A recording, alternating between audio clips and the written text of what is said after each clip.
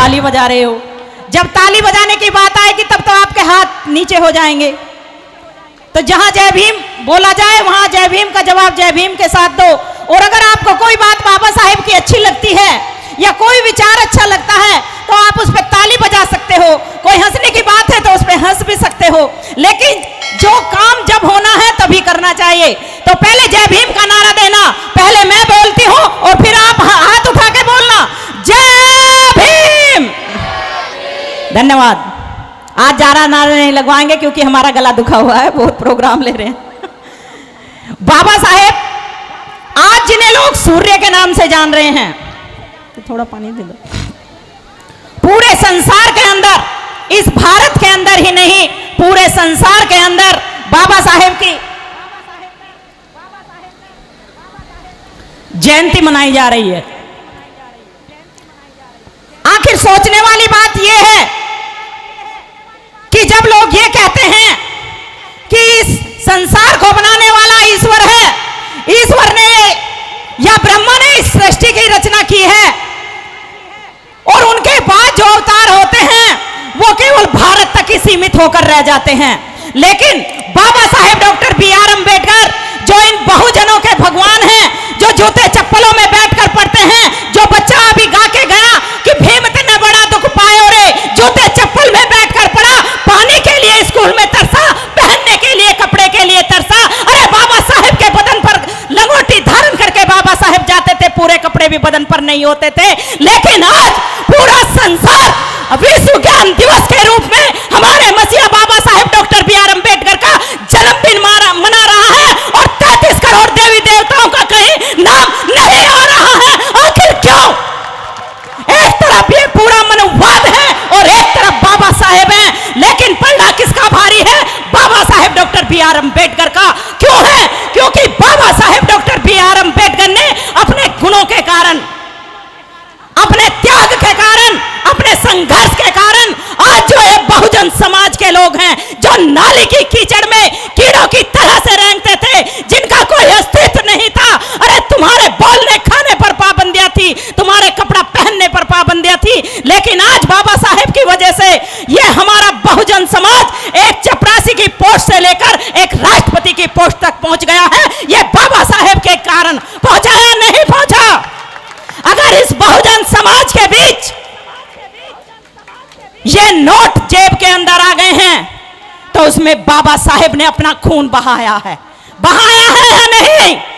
बाबा साहेब ने अपने 4-4 बच्चे बलिदान कर दिए हमारे लिए। बाबा साहेब ने अपनी पत्नी को मार दिया हमारे लिए। बाबा साहेब कुछ जर्जर होकर मर गए हमारे लिए। अरे बाबा साहेब के पास इतनी डिग्रियां थी कि आज तक संसार में कोई भी इतनी डिग्रियां नहीं ले सका।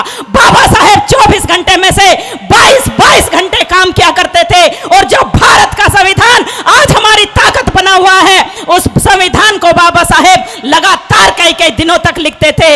लेकिन हे अफसोस मेरे बहुजन समाज के भाई और बहनों, अफसोस जिस बाबा साहेब ने अपना सब कुछ तुम्हारे लिए न्यौछावर कर दिया, हमने उस बाबा साहेब की कदर ना जानी, हमने उनकी कीमत को ना पहचाना। बाबा साहेब ने कहा कि जाओ मेरे मूल निवासियों, तुम इस देश के शासक हो और तुम्हें मैंने जो इस सत्ता का अधिकार दिलाया है, तुम्हें यह सत्ता फिर से कायम करनी होगी और अपने हर एक घर के अंदर हर एक राजा पैदा करना होगा। और बाबा साहेब ने कहा कि मैंने इस भारत के संविधान में ऐसा प्रावधान किया है कि अब राजा किसी रानी की कोख से पैदा नहीं होगा।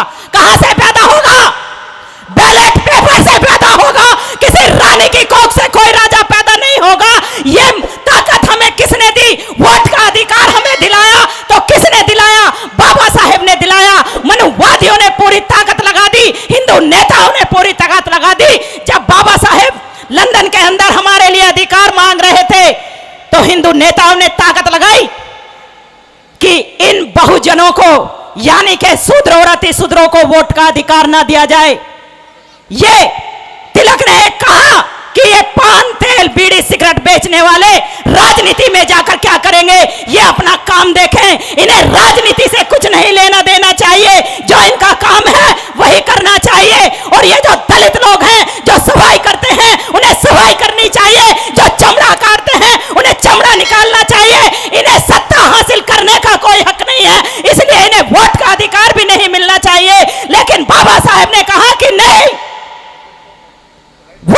अधिकार, हिंदू नेताओं ने एक बात वहां पर रख दी कि वोट का अधिकार उसे मिलेगा जो कोई पढ़ा लिखा होगा, जिसके पास सर्टिफिकेट होगा, जिसके पास जायदाद होगी, वही लोग वोट का अधिकारी होगा।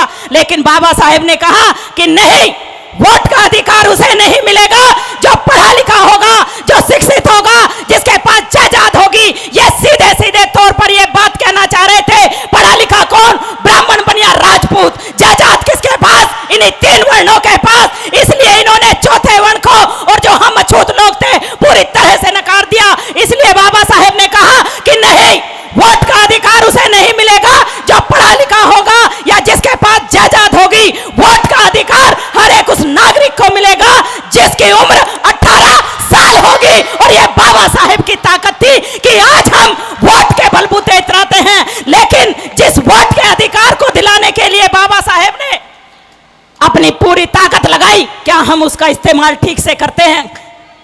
इसलिए तुम अपनी वोट को पहचानो, वोट की कीमत को पहचानो, साड़ी पवे में मत बिको। ये जो हम वर्तमान गवर्नमेंट है, जरा इस पर ध्यान कर लेना कि ये आपके कितनी शुभ चिंतक है। राजनीति पर हम ज्यादा बोलते नहीं है, इसलिए ज्यादा बात मैं करूंगी भी नहीं, लेकिन बाबा साहेब की मैं वो बात बताकर जरूर जाऊंगी। जब बाबा साहेब, मैंने कई प्रोग्रामों में ये बात बताई है कि जब बाबा साहेब भारत का संविधान लिखते थे या बाबा साहेब को संविधान लिखने का मौका मिला तो बाबा साहेब बहुत खुश हुए। जो 6 लोग और थे जो चुने गए थे, उन्होंने कहा कि हम भारत का संविधान नहीं लिख सकते, इसलिए वो किनारा कर गए। एक की मौत हो गई, कोई विदेश में बस गया, और किसी ने कहा कि मेरी पत्नी बीमार है, इसलिए किसी में भी इतनी ताकत ना थी कि कोई भारत का संविधान लिख पाता। मैं भारत के संविधान की बात आज इसलिए बता रही हूं, मैंने YouTube पर एक मनुवादी का भाषण सुना और वो मनुवादी अभी ये कह बोल रहा था कि डॉक्टर अंबेडकर ने जो इतना मोटा संविधान बना दिया, 11 महीने और 18 दिन में ये संविधान डॉक्टर अंबेडकर ने बनाया, लेकिन वो संविधान ठीक नहीं है। अगर ये संविधान ठीक होता तो सरकार को इतने इसमें संशोधन करने की जरूरत नहीं पड़ती। और वो मनुवादी ये भी बोल रहा था कि ये जो संविधान है ये अंग्रेजों के संविधान की नकल है, लेकिन वो मनुवादी भूल गया कि ये अंग्रेजों के संविधान की नकल नहीं है। ये जो बाबा साहेब ने संविधान लिखा है, ये 11 महीने और 18 दिन में नहीं लिखा है, ये 2 साल 11 महीने और 18 दिन में लिखा है। 2 साल को वो मनुवादी खा रहे हैं। 2 साल बाबा साहेब ने जो मेहनत की उसे खा रहे हैं, ऊपर से इस संविधान को नकार रहे हैं। जब बाबा साहेब ने यह भारतीय संविधान संसद में दिया, संविधान सभा को सौंपा, तो बाबा साहेब ने एक बात बोली थी कि ये भारत का संविधान अगर अच्छे लोगों के हाथ में जाएगा, इसे चलाने वाले लोग अच्छे होंगे तो ये भारत का संविधान अच्छा साबित होगा।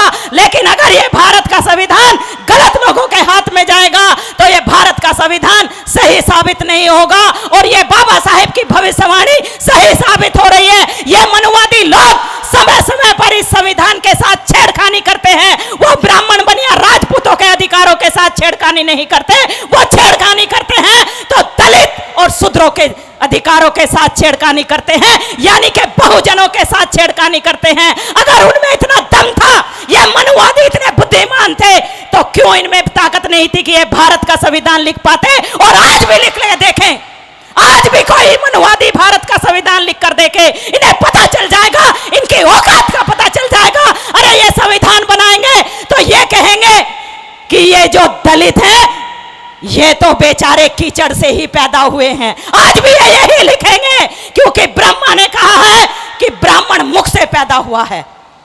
इनका कोई कान से पैदा होता है, कोई मुख से पैदा होता है, कोई चांद से पैदा होता है, कोई फूल पर बैठी देवी नजर आती है। कानून क्या होता है इन्हें कोई पता नहीं, लेकिन बाबा साहेब ने इनके कानून की धज्जी उड़ाई, मनुस्मृति को आग लगाई और सभी लोगों के अधिकार जो भारत में रहने वाले हैं, चाहे वो ब्राह्मण बनिया राजपूत हैं और चाहे बहुजन समाज के लोग हैं, सभी को समानता का अधिकार दिया है या नहीं दिया है? लेकिन ये समानता का अधिकार देने के लिए, हमें इतने बड़े बड़े मंचों पर पहुंचाने के लिए, अपनी आवाज बुलंद करने के लिए, अपने अधिकारों के लिए लड़ाई लड़ने के लिए, बाबा साहेब जब भारत का संविधान लिखते थे तो कैसे लिखते थे? बाबा साहेब एक कमरे में बैठते और बाबा साहेब एक रस्सी लेते, रस्सी का एक छोर पंखे से बांधते सर्दियों में, तो दूसरा छोर बाबा साहेब रस्सी का अपने पैर में बांधते। कुर्सी पे बाबा साहेब ने कीलें लगाई, लकड़ी की कुर्सी पर बाबा साहेब बैठकर भारत का संविधान लिखते थे, उस पर कीलें लगाई और कई कई दिनों तक बाबा साहेब इस भारत के संविधान को लिखते चले जाते थे। जब बाबा साहेब का एक हाथ थक जाता था तो बाबा साहेब दूसरे हाथ से इस भारत के संविधान को लिखते थे। लेकिन बाबा साहेब कई कई दिनों तक शुगर के पेशेंट होने के बाद भी, जो इनके शरीर में इतनी पीड़ा रहती थी, आराम नहीं करते थे। उनके एक सेवक थे नानक चंद रत्तू जी, और चिंचोली के अंदर जो बाबा साहेब का संग्रहालय बनाया है वो नानक चंद रत्तू जी ने उसकी नींव रखवाई थी।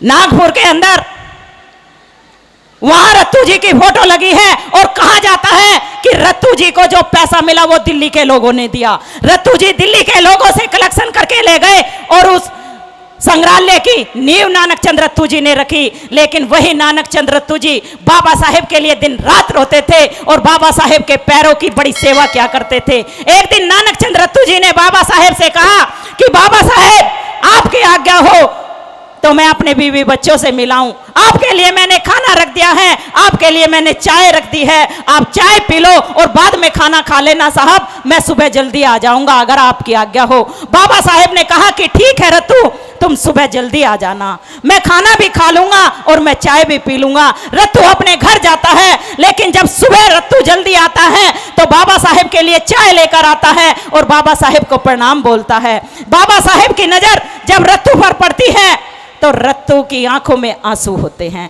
क्यों? बाबा साहेब कह रहे थे कि अरे रत्तू तुम घर नहीं गए, अरे रत्तू तुम घर नहीं गए। ये सुनकर बाबा साहेब की आंखों में, रत्तू की आंखों में आंसू आ गए बाबा साहेब की बातों को सुनकर। और रत्तू ने कहा कि किस मिट्टी से बने हैं बाबा साहेब आपको अपनी सेहत का ध्यान नहीं है, आप अपनी भूख का भी ध्यान नहीं करते हो, दिन रात इस भारत के संविधान को लिखते हो। आखिर ऐसी कौन सी चिंता है साहब जो आपके शरीर से भी बढ़कर है, जो आपकी जान से भी बढ़कर है? ऐसी वो कौन सी चिंता है? बाबा साहेब रोए, बाबा साहेब की आंखों में आंसू आए, जर्जर बाबा साहेब का शरीर हो चला था। डंडा लेकर बाबा साहेब चलते थे, दूसरे के कांधे पर हाथ रखकर बाबा साहेब चलते थे। उन्होंने कहा कि रत्तू मेरे पास टाइम नहीं है। क्यों नहीं है? क्योंकि बाबा साहेब जानते थे कि मैं ज्यादा दिन जिंदा नहीं रहूंगा। और उन्होंने कहा कि रत्तू मेरे पास टाइम नहीं है, अगर ये भारत का संविधान अधूरा रह गया तो मेरे इन 7 करोड़ अछूतों के अधिकार, जो ये मेरे 7 करोड़ अछूत बच्चे हैं जिनके लिए मैंने 60 सालों तक संघर्ष किया है रत्तू, वो मेरे सारा संघर्ष बेकार चला जाएगा। मैंने जो लंदन में इनके लिए अधिकार दिलाए हैं वो अधिकार मिट्टी में मिल जाएंगे रत्तू। अगर ये भारत का संविधान अधूरा रह गया तो मेरे बच्चे फिर से धड़ाम से वहीं गिर जाएंगे रत्तू, जहां से मैंने उठा कर ले कर चला हूं। अगर ये भारत का संविधान अधूरा रह गया रत्तू, मेरे समाज की बहन बेटियों की इज्जत दिन रात लुटती रहेगी रत्तू, इनकी इज्जत को बचाने वाला कोई भी नहीं आएगा। मेरे समाज के बच्चों की गर्दनें धड़ाधड़ मंदिर में काट कर चढ़ाई जाती रहेंगी रत्तू, लेकिन इन बच्चों को सुरक्षित करने वाला कोई नहीं आएगा। इसलिए मैं इस भारत के संविधान को दिन रात मेहनत करके लिख रहा हूं। रत्तू की आंखों में आंसू आए और रत्तू की आंखों से जब आंसू बह रहे थे तो उन्होंने बाबा साहेब को सलाम किया, बाबा साहेब को प्रणाम किया और बाबा साहेब को कहा कि धन्य है भारतवर्ष बाबा साहेब जहां आप जन्मे, और धन्य है रत्तू बाबा साहेब जिसे आपकी सेवा करने का मौका मिला। ऐसे थे बाबा साहेब, और इस तरह से ये भारत का संविधान बाबा साहेब ने आपके लिए बनाया। लेकिन अब हमारा ये फर्ज बन जाता है कि चाहे जो कुछ भी हो जाए, हमें अपनी जान की बाजी लगाकर भी इस भारत के संविधान को सुरक्षित रखना है। इन मनुवादियों से इस भारत के संविधान की रक्षा करनी है। जब तक ये भारत का संविधान सुरक्षित है तो मेरे समाज की महिलाओं, हे बहुजन महिलाओं, तुम सुरक्षित हो, वरना वो दिन दूर नहीं है जो तुम्हारे शरीर से ये जो नीचे तक की साड़ी है ये फिर फिर घुटनों पे आएगी। और ये जो तुम आज ऊंचे पद पर पहुंच रही हो, अपने बच्चों को भेज रही हो, तुम्हारे लिए ये रोजगार के रास्ते बंद हो जाएंगे और तुम फिर से भिखारी बन जाओगे, तुम फिर मनुवाद के गुलाम होगे। इसलिए इस भारत के संविधान की रक्षा करो, बाबा साहेब की कीमत को जानो, उनकी कीमत को गिरने मत दो, उनकी शान को पहचानो कि अगर बाबा साहेब ना होते तो तुम कहां होते, ये भी बात सोच कर देख लेना। बाबा साहेब को हर समय हमें याद रखना चाहिए। बाबा साहेब के बिना हम कुछ नहीं हैं। अगर आज हम चैन की एक सांस भी लेते हैं तो वो बाबा साहेब की देन है। लेकिन मेरे समाज की महिलाओं में, महिलाओं पर ज्यादा जोर दिया जाता है कि भाई महिलाएं प्रोग्राम में आनी चाहिए। क्यों? क्योंकि महिलाएं मनुवाद की शिकार हैं, अंधविश्वास की गुलाम हैं। पुरुषों की तो समझ में आ जाता है, लेकिन इन महिलाओं की समझ में नहीं आता है। ये महिलाएं ये कहती हैं, अरे भगवान ने तो बाबा साहेब को भी बनाया है। अगर भगवान ने बाबा साहेब को बनाया है तो क्या हम बाबा साहेब से ज्यादा पढ़े लिखे हैं? क्या हम बाबा साहेब से ज्यादा ज्ञानवान हैं? क्या हम बाबा साहेब से ज्यादा बुद्धिमान हैं? अगर बाबा साहेब इस बात को नकार रहे हैं कि इस सृष्टि के अंदर भगवान नाम की, ईश्वर नाम की कोई चीज नहीं है, तो नहीं है, यही फाइनल है या नहीं है? तो जब भगवान को या भगवान के अस्तित्व को, ईश्वर के अस्तित्व को बाबा साहेब ने नकार दिया तो वही बात सच है। फिर ये महिलाएं कैसे अंधविश्वास के शिकार हो रही हैं? अरे सीधे सीधे बात करो कि इंसान से इंसान पैदा होता है, कोई ईश्वर किसी को पैदा नहीं करता है। और अगर कोई ऐसे होता है तो फिर आप मुझे एक शेर के बच्चे के, मतलब शेर के जो बच्चा होता है वो मानव का बच्चा होना चाहिए, शेर का नहीं। या एक गधे में से, एक गधी से मानव का बच्चा पैदा करके दिखाओ, अगर इस ईश्वर के अंदर शक्ति है, तब तो तुम्हारे मुंह पर भी ताले पड़ जाते हैं। लेकिन जो बात अभी प्रिंस प्रभाकर जी बोल रहे थे कि हमें इस समाज के ऐसे युवा चाहिए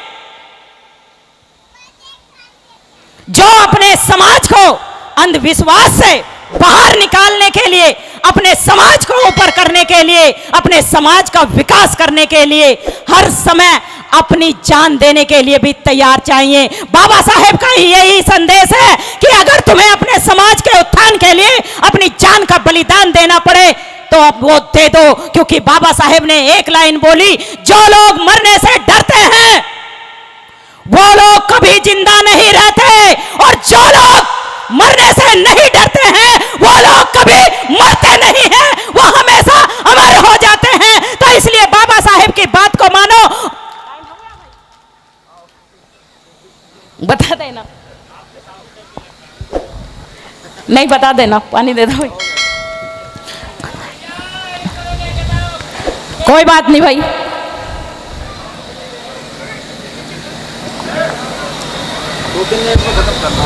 बाबा साहब पत्नी यानी कि हमारी माता रमाबाई की एक बात कहकर मैं अपनी बात को खत्म करूंगी।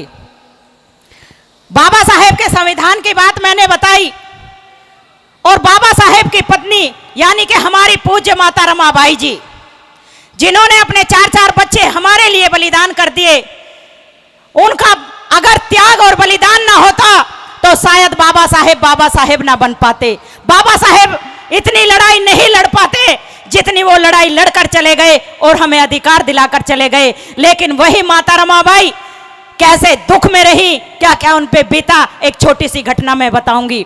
बाबा साहेब जब लंदन से अधिकार लेकर लौटे तो बाबा साहेब का जगह जगह बहुत सम्मान किया गया, जगह जगह प्रोग्राम होने लगे और बाबा साहेब को बुलाया जाने लगा, क्योंकि पूरे भारत के अंदर बाबा साहेब छा गए थे। बाबा साहेब को सम्मान में पगड़ी मिलती, कहीं कहीं कुछ मिलता। बाबा साहेब के घर में एक पगड़ी रखी थी और बाबा साहेब को किसी प्रोग्राम के लिए जाना था। उस प्रोग्राम में माता रमाबाई ने कहा कि साहब आज मुझे भी आपका सम्मान देखना है, लोग आपको बुलाते हैं, मैं भी आपके साथ चलूंगी, मुझे भी आपका सम्मान देखना है। बाबा साहेब ने कहा कि नहीं रामू, तुम मेरे साथ नहीं चल सकती। बाबा साहेब चले गए और माता रमाबाई घर पर रह गई। लेकिन उनका बहुत मन था कि वो बाबा साहेब का सम्मान देके। माता रमाबाई के पास साड़ी नहीं थी, इसलिए माता रमाबाई ने बाबा साहेब की वो पगड़ी खोली, उसे हाथ से समेटा और उसकी सलवटें खोलने की कोशिश की। उस पगड़ी की माता रमाबाई ने साड़ी बनाई और उस साड़ी को पहनकर माता रमाबाई बाबा साहेब का सम्मान देखने के लिए पहुंची। बाबा साहेब जब भाषण दे रहे थे तो माता रमाबाई दूर छिपकर बैठी थी कि कहीं मेरे साहब को मैं दिख ना जाऊं और मेरे साहब नाराज हो जाएंगे कि मेरे मना करने के बाद भी तू आई। लेकिन बाबा साहेब की नजर माता रमाबाई पर पड़ गई थी और माता रमाबाई बाबा साहेब का भाषण सुनकर वापस हो चली थी। जो पगड़ी माता रमाबाई पहन कर आई थी, जो पहले नीचे तक आ गई थी, वो सिकुड़कर थोड़ी सी देर में फिर घुटनों तक आ गई थी, क्योंकि उसमें सलवटें बहुत ज्यादा थी। और माता रमाबाई ने बाबा साहेब के आने से पहले उस पगड़ी को ऐसे ही बनाया और वहीं पर रख दी। लेकिन बाबा साहेब ये सब देख रहे थे। बाबा साहेब ने घर आकर माता रमाबाई से कहा कि रामू, मैं तेरा गुनहगार हूं, रामू मुझे माफ कर देना, मैं तुम्हारा गुनहगार हूं। माता रमाबाई नहीं समझ पाई कि साहब ऐसा क्यों कह रहे हैं। उन्होंने कहा कि साहब, आप मुझसे ये बातें ऐसी क्यों कह रहे हो, आप मेरे गुनहगार कैसे हो सकते हो, मुझे आपसे कोई शिकायत नहीं है साहब, मैं सम्मान समारोह में नहीं गई साहब, आपने मुझे मना कर दिया था जाने के लिए, मैं नहीं गई आपका भाषण सुनने के लिए। माता रमाबाई ने झूठ कह दिया कि मैं नहीं गई। बाबा साहेब ने कहा कि रामू, जब मैं बोल रहा था तो मैंने तुम्हें पीछे देखा था, रामू मुझे माफ कर देना, मैं 7 करोड़ अछूतों का मुक्तिदाता बन गए जा रहा हूं, मैं अपने को 7 करोड़ अछूतों का बाप पिता कहता हूं, लेकिन रामू मैं तुम्हारा गुनहगार इसलिए हूं कि मैं अपने रामू के लिए एक साड़ी का इंतजाम नहीं कर सकता। रामू तुम मुझे माफ कर देना, मेरे पास इतने भी पैसे नहीं है रामू कि मैं तुम्हारे लिए एक नई साड़ी ला कर दे दूं। माता रमाबाई ने कहा कि साहब मुझे साड़ी नहीं चाहिए, मुझे नई साड़ी नहीं चाहिए साहब, लेकिन मुझे आपसे एक वचन चाहिए कि ये जो हमारे 7 करोड़ अछूत बच्चे हैं, जिनके लिए आप संघर्ष कर रहे हो, जिनका बीड़ा आपने उठाया है, जिन्हें आपको अधिकार दिलाने हैं, साहब मुझे साड़ी नहीं, इन 7 करोड़ अछूतों को इस देश का शासक बनते हुए देखना है। आपसे मुझे ये वचन चाहिए। और माता रमाबाई के ऊपर बाबा साहेब गर्व करते हैं कि धन्य हूं रामू, जो मुझे तुम्हारे जैसी जीवन संगनी मिली, जो समय समय पर, जो पथ पथ पर मेरा साथ देती है। बाबा साहेब जब लंदन के अंदर थे, 2 लाइन कहकर अपनी बात समाप्त करती हूं कि अंग्रेजों से और हिंदुओं से बाबा साहेब ने क्या ललकार कर कहा कि मांगो मैं तुमसे कोई भीख नहीं। जब बाबा साहेब लंदन के अंदर गए तो वहां बाबा साहेब ने अंग्रेजों को भी लताड़ा और हिंदू नेताओं को भी लताड़ा और कहा कि मांगू मैं तुमसे कोई भीख नहीं, ना उधार मांगने आया हूं, तो फिर लंदन के अंदर क्या करने आया हूं, कुछ तो करने ही आए होंगे ना। मांगू मैं तुमसे कोई भीख नहीं, ना उधार मांगने आया हूं, इन दीनहीन मजलूमों का अधिकार मांगने आया हूं, अधिकार मांगने आया हूं। तो हमें बाबा साहेब की भांति शेर बनना है, हमें भेड़ बकरी नहीं बनना है। बाबा साहेब की बात हमेशा याद रखना कि हम इस देश के शासक हैं, हम इस देश के मूल निवासी हैं। अरे डरपोक तो वे बनेंगे जिन्होंने हम पर राज किया, जिन्होंने हमें गुलाम बनाया, लेकिन अब समय दोबारा लौट कर आ रहा है। इस देश में हमें क्या बनाना है, भगवान बुद्ध का धर्म यानी कि बौद्ध धर्म, सम्राट अशोक का अखंड भारत का निर्माण फिर से हम सबको यानी कि इन बहुजनों को मिलकर बनाना है और शेर की भांति चलना है, शेर की भांति दिखना है और शेर की भांति बोलना है और शेर की भांति ही लड़कर इस भारतीय संविधान को बचाना है। महिलाएं क्या अंधविश्वास को छोड़ेंगी? महिलाएं हाथ ऊपर करें।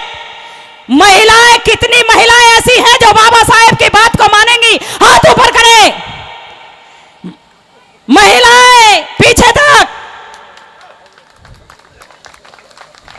मानने के लिए तैयार हो तो बाबा साहेब की एक प्रतिज्ञा याद रख लेना कि मैं राम और कृष्ण को ईश्वर नहीं मानूंगा, न ही उनकी पूजा करूंगा। अपने घरों से इन सबको बाहर करना और भगवान बुद्ध और बाबा साहेब को अपने घर के अंदर लेकर आना, क्योंकि आपने हाथ उठाकर कसम खाई है। तो इसलिए भाई जो इनके घर से पुरुष बैठे हैं, अगर ये काम ना करें तो जबरदस्ती तुम्हें ये काम करना है, मनुवाद की धज्जी तुम्हें उड़ानी है, यानी कि मनुवादियों के देवताओं को बाहर करना है या नहीं?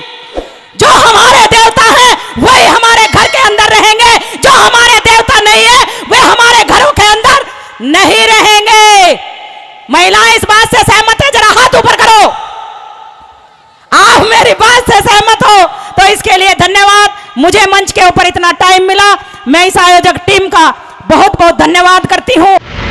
अगर आपने अभी तक हमारा चैनल सब्सक्राइब नहीं किया है तो सब्सक्राइब करें और घंटी का बटन बिल्कुल भी दबाना ना भूलें ताकि सभी लेटेस्ट खबरें पहुंच सकें आप पे सबसे पहले।